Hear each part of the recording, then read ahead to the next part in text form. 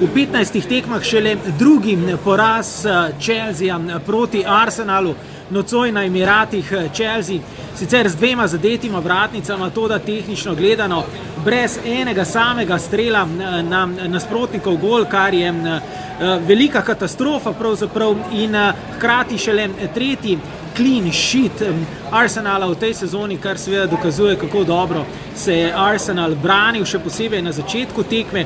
Praktično se je branil že na polovici Chelsea.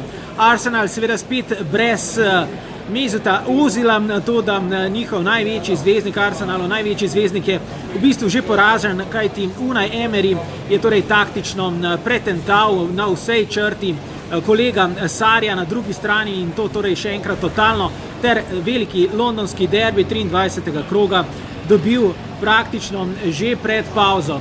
Torej, nocojšnji odlični Arsenal zdaj skupaj z Manchester Unitedom za Chelseajem, ki je na 4. mestu, zaostaja vsega 3 točke, in to pomeni, da si ne moremo misliti oziroma bolj nestrpno ne moremo pričakovati fenomenalnega izteka zime ter seveda še bolj fenomenalne pomladi v letošnji sezoni angleške Premier lige.